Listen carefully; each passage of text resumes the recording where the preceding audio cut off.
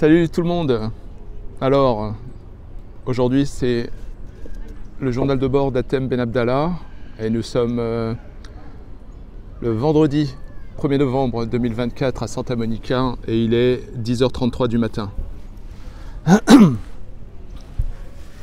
C'est marrant, à chaque fois que je commence mes vidéos, je tousse. Je ne sais pas si c'est la nature ici ou si je suis allergique. Ou... C'est bizarre. Ou peut-être une angoisse. Alors, il m'a fallu longtemps avant de me décider à faire cette vidéo.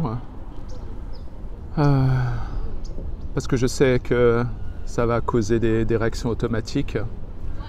Et mon but avec cette chaîne, c'est de me trouver, d'être dans ma quête, dans mon voyage intérieur, mais aussi promouvoir des valeurs de connexion et éviter le plus possible de créer la division. Mais ça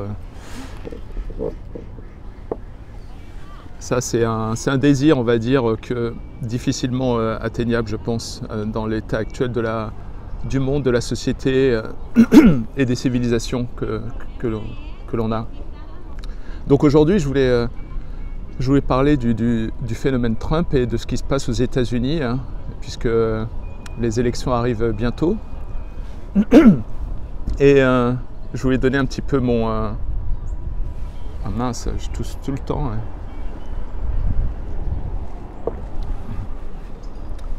Ah, c'est marrant en fait.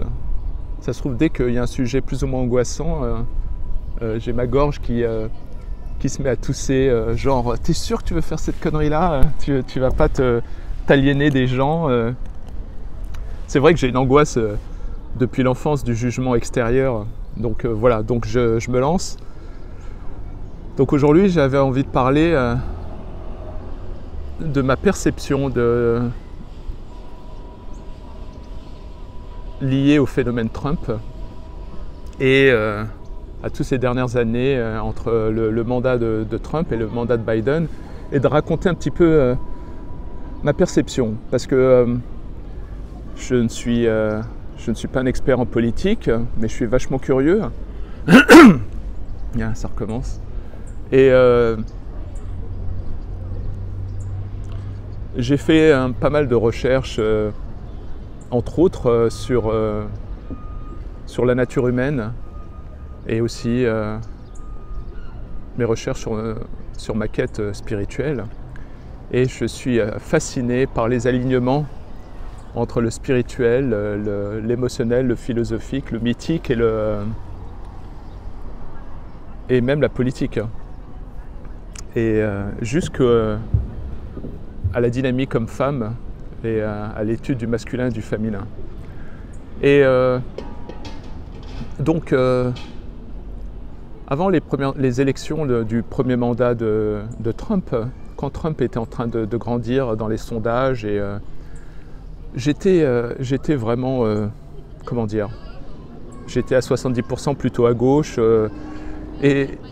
et moi j'ai tendance dans ma perception à toujours jouer l'avocat du diable. J'ai du mal surtout depuis une dizaine d'années, j'ai du mal à juste embrasser telle ou telle réflexion tant que je ne fais pas cet exercice de m'interroger. Parce que je pense que la vérité est quelque chose de très comment dire, comment on appelle ça, quelque chose qui a du mal à tenir. Je pense que la vérité est très difficilement accessible. Donc ce que l'on a, c'est ce qui peut marcher sur le moment, tant bien que mal. Donc quand Trump est apparu, moi je me suis rappelé que du Trump, que je n'étais pas fan forcément du personnage, mais je sais que c'était quelqu'un qui représentait la réussite, et il était aimé partout aux États-Unis, tout le monde l'aimait, à gauche, à droite. D'ailleurs, il était à gauche avant, il était plutôt démocrate, il était ami avec les Clinton. Et quand j'ai vu que petit à petit, il se rapprochait des élections, et que j'ai senti une angoisse apparaître qui a été instillée pour ma part par les médias américains. Donc les médias américains, on a les MSNBC, toutes ces chaînes, il faut savoir que la majorité des chaînes mainstream aux États-Unis est plutôt démocrate, voire carrément le bras de persuasion et de communication des démocrates. Et à droite, on a essentiellement Fox et quelques autres. Donc moi, qui n'étais ni un expert, tout ça, j'étais perplexe de voir petit à petit comment les gens étaient en panique et donc comment le personnage était dépeint par les médias. Et puis c'est vrai qu'il a un ton provocateur. Et à l'époque, je ne savais pas quoi en penser. Hein. Et d'ailleurs, j'étais étonné de voir, en tout cas, comme je viens d'un milieu d'intello de gauche, d'artistes, tous plus ou moins intelligents, j'ai pas compris leur comportement hyper automatique, le rejet de Trump, comme si c'était quelque chose de monstrueux, comme si le mec était une visualisation de une représentation de toutes leurs peurs. Moi j'ai eu du mal parce qu'en fait je connais bien le genre de personnage que représente Trump parce qu'il représente un certain type d'homme dont j'étais familier dans les années 70 voire 80, des hommes trempés, bruts de décoffrage, qui ne sont pas dans la finesse, mais qui sont quand même authentiques et qui n'en ont rien à foutre et te disent qui ils sont. Hein.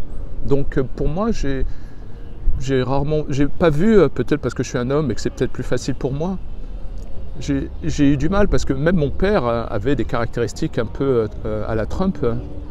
Donc pour moi, c'était pas un drame plus que ça.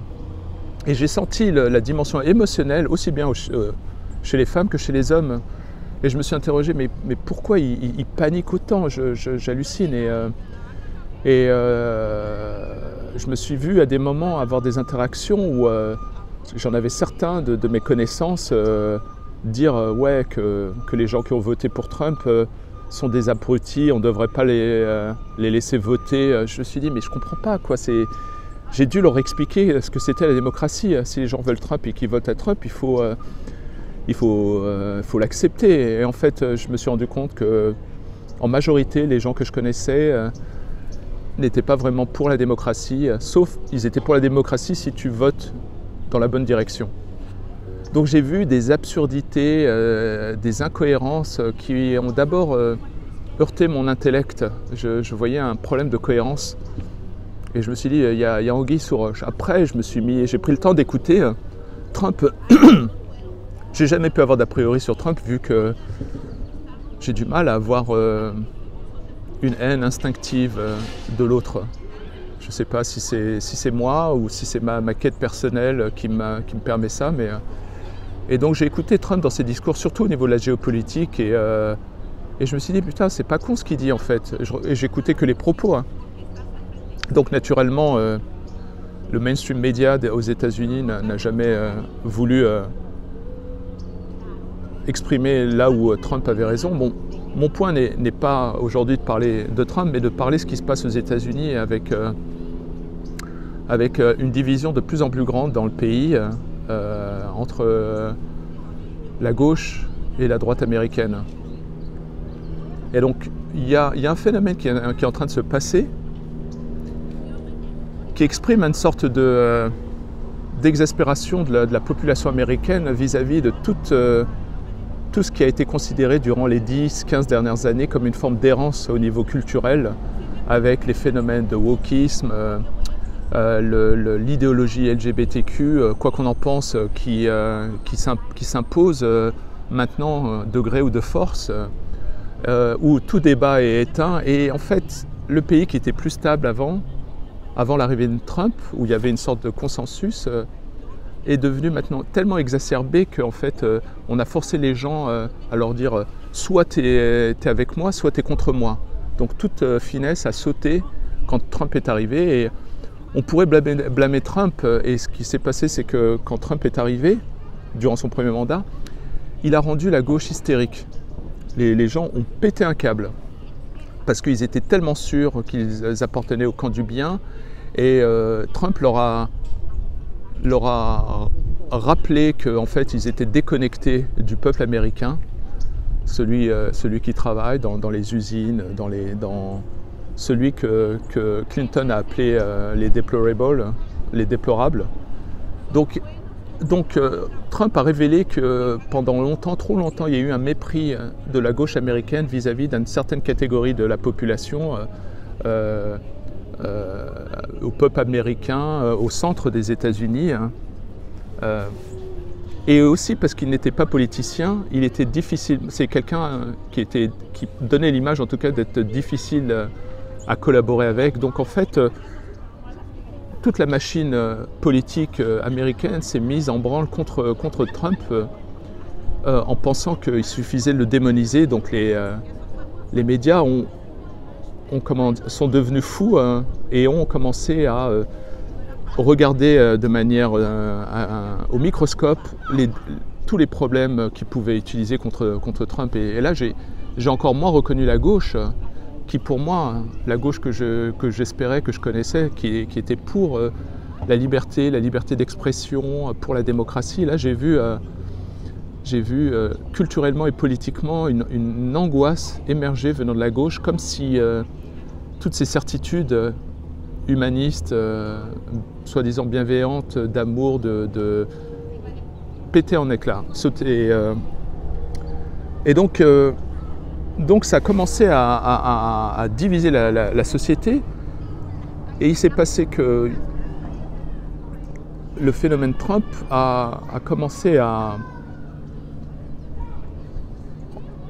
faisant paniquer la gauche, a commencé à pousser la gauche en réaction, à forcer les citoyens américains à se situer, se dire alors t'es à gauche, donc tu es un humaniste bienveillant qui pense à son prochain, ou tu es à droite et tu es un nazi.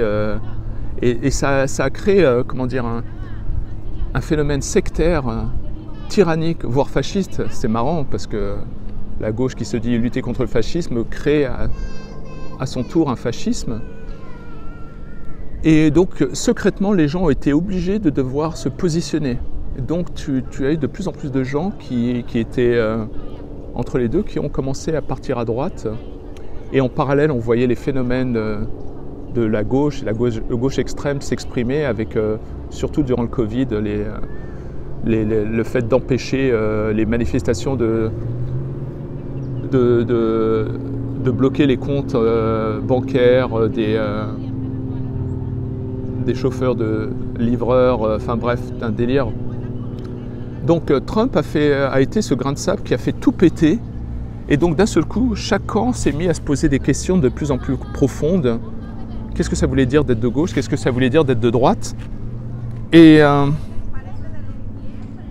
moi qui regardais la politique de loin, je ne comprenais pas pourquoi ce mec angoissait tellement. Et en fait, je me suis rendu compte petit à petit, récemment, qu'en fait, le monde entier était divisé en deux camps qui n'étaient pas la gauche et la droite. La gauche et la droite, c'est un peu une façade d'un autre type de division, qui est la division entre les progressistes, libéraux, globalistes, mondialistes, qui pensent, voire élitistes, qui ont un mépris du peuple, face aux populistes, identitaires, conservateurs. Donc c'est là où la rupture, je pense, se fait.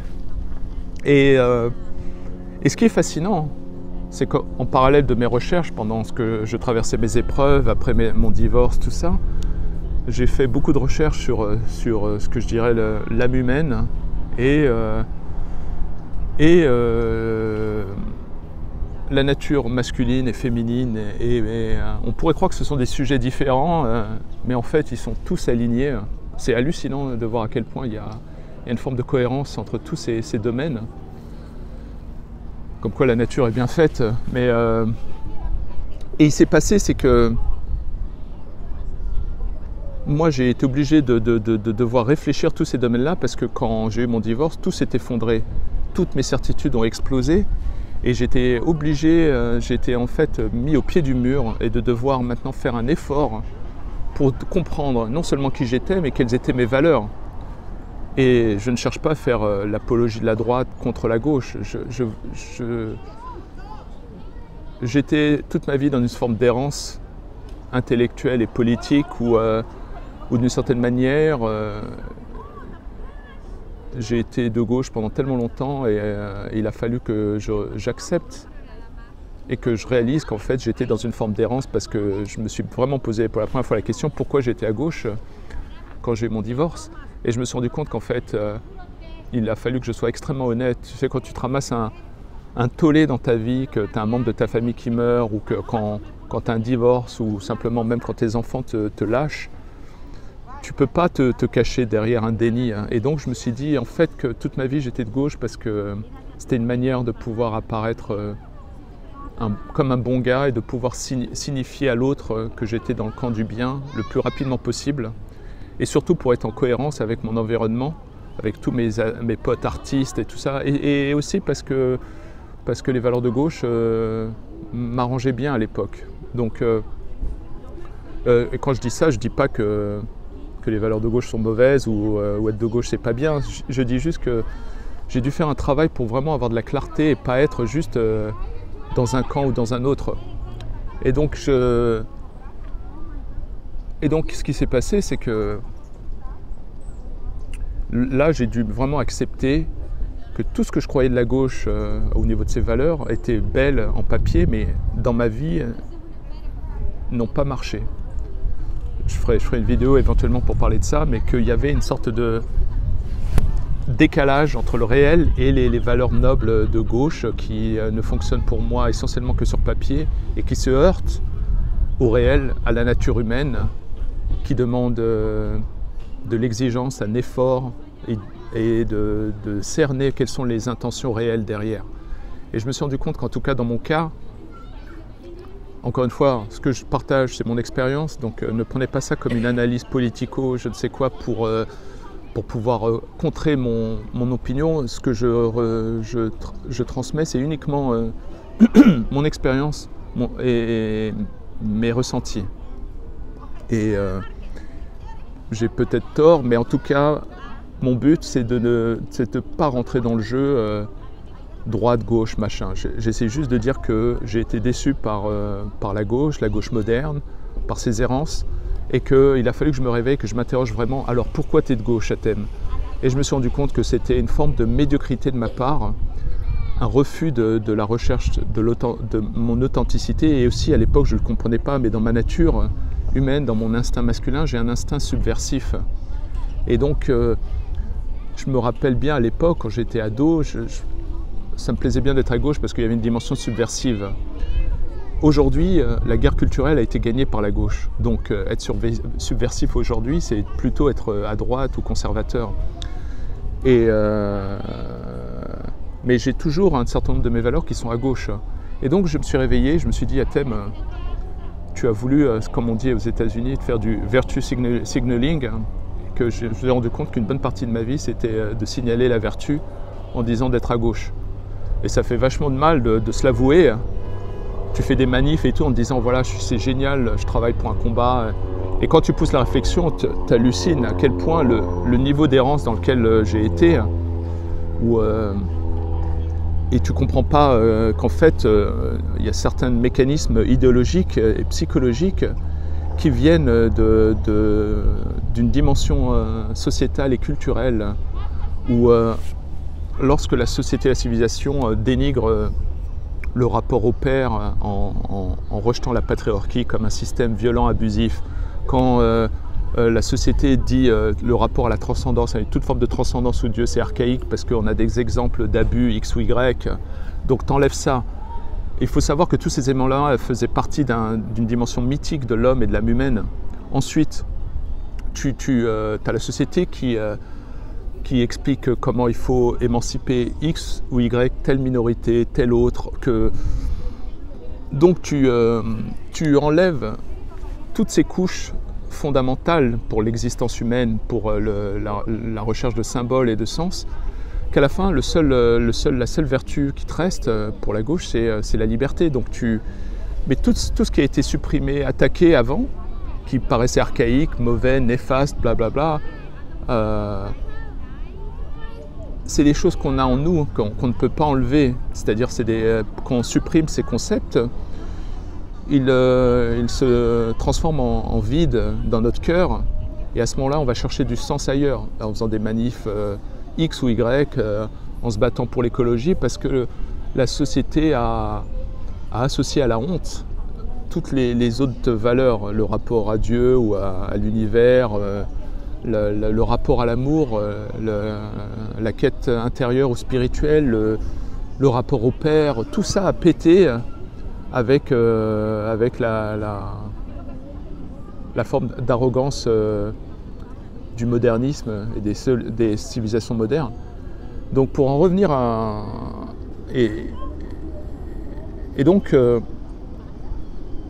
Donc pour en revenir au sujet, c'est que en vivant aux États-Unis, après mon divorce, je me suis dit Atem, tu dois faire quand même un effort et regarder de l'autre côté. Et j'ai fait un travail sans jugement d'étudier la droite américaine, les conservateurs américains, et sans sombrer dans mes a priori habituels de Parisien, Bobo, Télérama, et de me dire voilà des archaïques, misogynes, enfin le truc flippant, mais qui n'avait très peu de portée intellectuelle. Et là, j'ai fait un travail pour voir, et ça m'a permis d'avoir une vue d'ensemble. Et ce qui m'a fasciné, c'est que je voyais la division qui s'opère maintenant dans le monde entre la droite et la gauche, qui se déchire, s'aligne avec aussi l'incompréhension entre la nature humaine et la nature masculine, où les femmes ne comprennent pas vraiment les hommes et les hommes ne comprennent pas vraiment la femme, les femmes. Et ensuite, tu as cet alignement avec l'âme humaine. Dans chaque âme, qu'on soit un homme ou une femme, dans l'âme humaine, il y a ces deux aspects. L'aspect féminin, l'aspect masculin. Et donc dans l'âme humaine, il y a dans l'inconscient la dimension féminine de l'âme, et dans la conscience, la dimension masculine. Et j'ai lu pas mal de livres pour ça, pour dire, je ne saurais jamais si c'est des vérités. Et ensuite, il y a quelques années, il y a des études aux États-Unis qui ont révélé que le Parti démocrate de gauche était en train de devenir le parti des femmes. Et le parti républicain de droite est en train de devenir le parti des hommes. Et on arrive à un point où en fait la société a été tellement en tension que quand Trump est arrivé, il a allumé la mèche de quelque chose qui était en latence. Donc je pense que c'est une erreur de tout blâmer sur Trump. Je pense que Trump est arrivé et a donné un coup de pied dans la fourmilière et a révélé cette scission qui avait, j'allais dire presque dans l'âme humaine. Et je trouve ça triste parce que moi, dans ma quête spirituelle, j'ai fait énormément de découvertes en comprenant un peu plus l'âme ou l'instinct féminin, qui m'a permis finalement aussi de mieux comprendre ma nature masculine. Et donc, cette scission est en train de, devenir caricaturale et en fait est en train d'endommager nos civilisations parce qu'elle crispe les individus dans leur nature. Elle fait que les hommes deviennent de plus en plus à embrasser une certaine force, une autorité, à être à droite et à être à embrasser et accepter même de vivre seul. Il y a des phénomènes X ou Y aux États-Unis, notamment le phénomène MGTOW, Men Going Their Own Way. Il y a des trucs hallucinants qui font qu'il y a un véritable échec où le monde moderne qui a dérivé trop loin dans des valeurs nobles, ce qui fonctionne bien sur papier, vers une féminisation, une extrême féminisation de la société, voire une infantilisation de la société, qui a fait que la plupart des hommes qui auraient voulu être collaboratifs, maintenant se disent à quoi bon hein. Et la société donc la société se désagrège entre la gauche et la droite. Donc il y a quelques années, comme je viens de le dire, les études ont montré que le camp des démocrates était en train de devenir le camp des femmes et le camp des républicains de droite était en train de devenir le camp des hommes.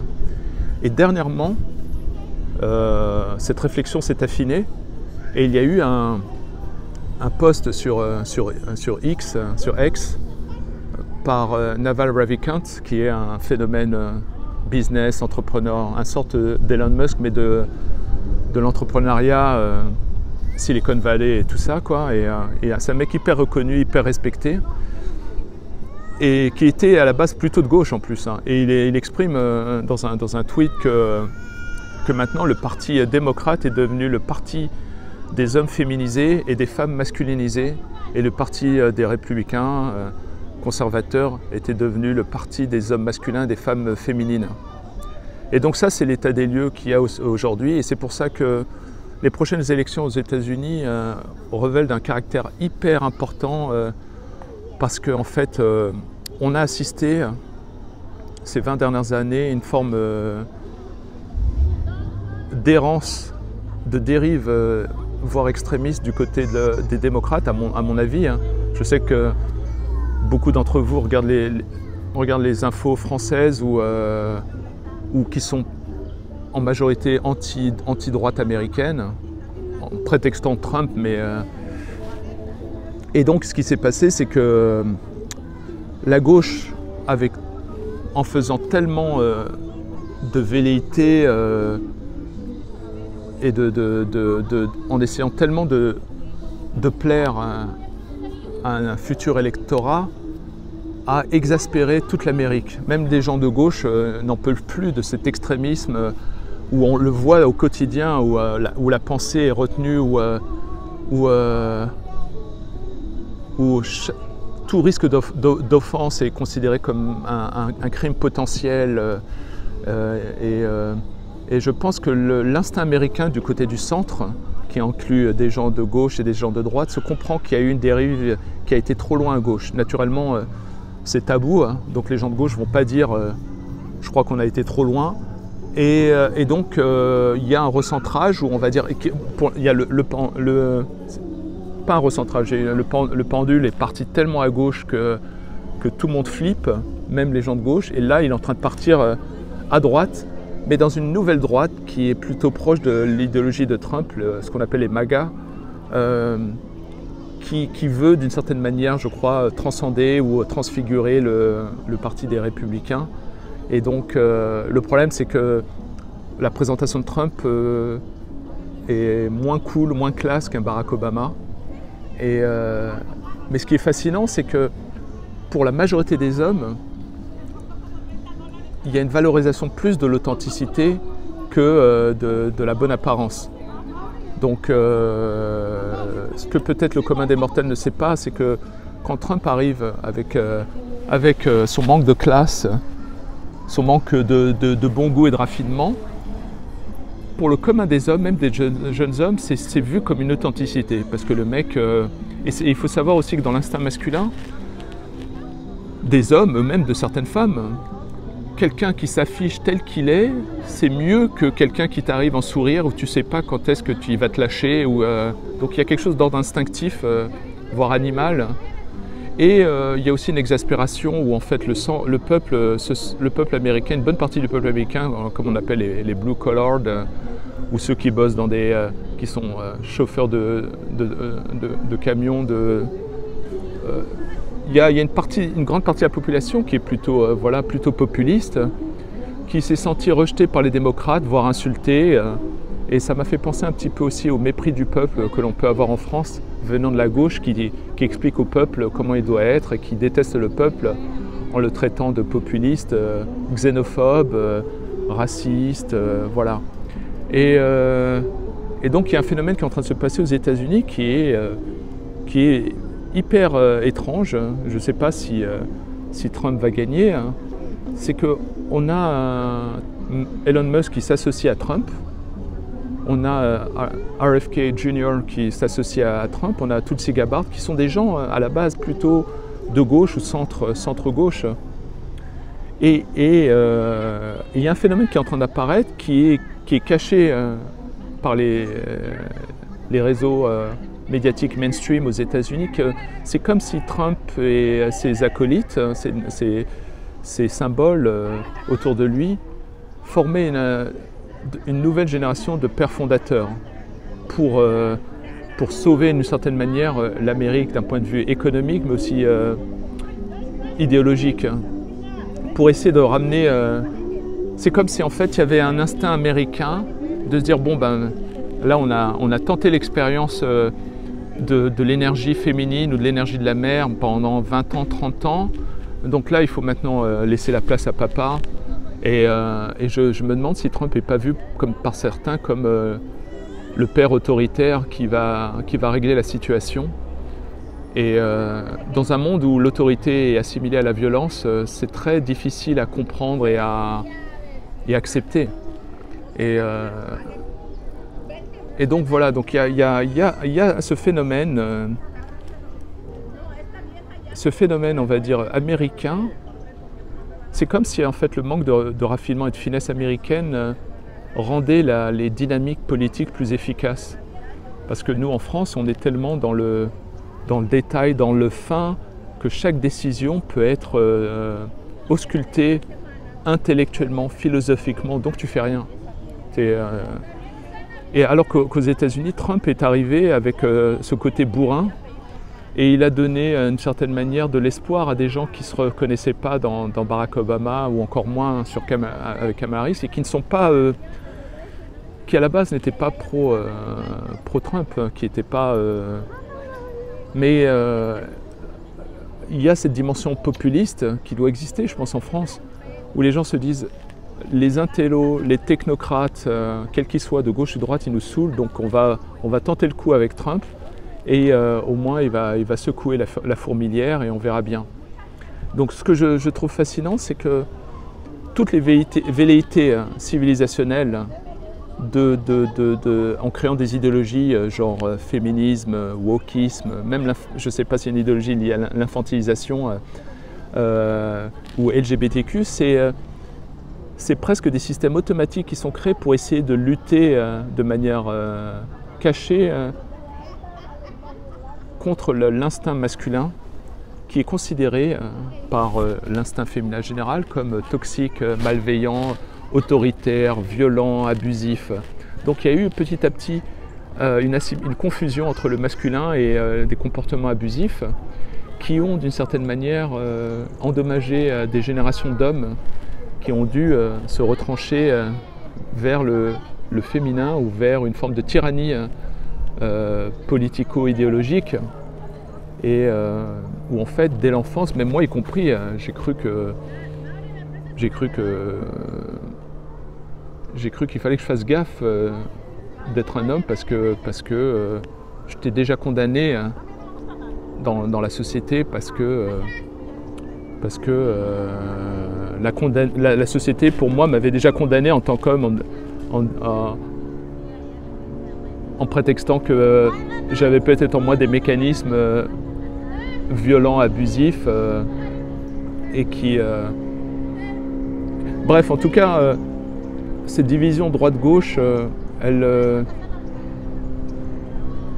m'attriste d'une certaine manière, et j'espère que c'est juste temporaire et que finalement on va arriver à retrouver peut-être que ça va pousser les individus, qu'ils soient de gauche ou de droite, qu'ils soient hommes ou femmes, à comprendre qu'on a intérêt à se reconnecter et à respecter un peu les opinions de chacun, au début peut-être même les émotions, afin de trouver une solution et qui pour moi n'est pas forcément une solution mathématique au centre, mais qui est, si chacun pouvait faire un effort à titre personnel de se connaître, de se comprendre et de comprendre l'autre afin de pouvoir mieux aimer l'autre. Je finis avec un discours philosophico, mais moi, me concernant, moi, le plus honnêtement du monde, ça fait peut-être que 15 ans que je vois la gauche en France ou aux États-Unis qui est en train de me saouler avec des formes d'extrémisme et avec ce camp de la certitude, le camp du bien. En tout cas, ce dont je suis sûr, c'est que si toutes ces différentes idéologies X ou Y et l'errance de la gauche mondiale vers créer un fascisme, un totalitarisme pour pouvoir réguler le monde, ça ne va pas le faire. Ça va pas le faire. Ça va créer encore d'autres dommages, d'autres violences. Et je pense que là, les élections américaines vont marquer quelque chose d'étonnant. J'espère juste que ça va inspirer le monde. En tout cas, je sais que tout de suite après les élections, ça va être une catastrophe. Ça va être des manifestations. Donc si Kamala passe, ça va être un truc genre guerre civile éventuellement. Et si Trump passe, ça va être des BLM dans la rue, ça va être des... Et tout ça derrière, ce qui est marrant, c'est que dernièrement, depuis même l'ère Barack Obama, il y a une sorte d'alignement entre l'agenda de la CIA et l'agenda des démocrates.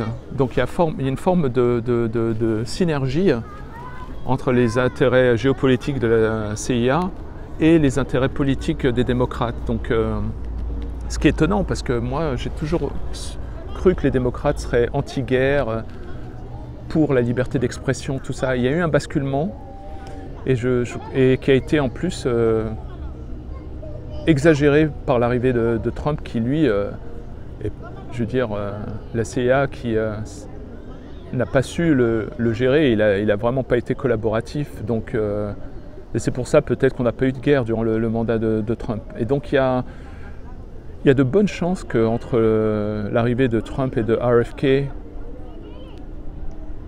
et que le précédent mandat, l'Amérique n'a pas enclenché de nouvelles guerres, que ça puisse jouer en la faveur de Trump. Parce qu'il y a vraiment en ce moment une exaspération à plusieurs niveaux aux États-Unis, notamment avec la guerre. Le peuple américain, je crois, en majorité est profondément anti-guerre. Et donc on a été tous surpris de voir qu'il y a eu un certain nombre de guerres durant le mandat de Biden. Et voilà, donc ça aide pas. Mais voilà, c'était mon partage d'aujourd'hui sur ce qui se passe aux États-Unis et une forme de corrélation avec aussi ce qui se passe dans la nature humaine et dans le rapport à l'autre au quotidien aussi. Donc voilà, je crois que c'est tout pour aujourd'hui.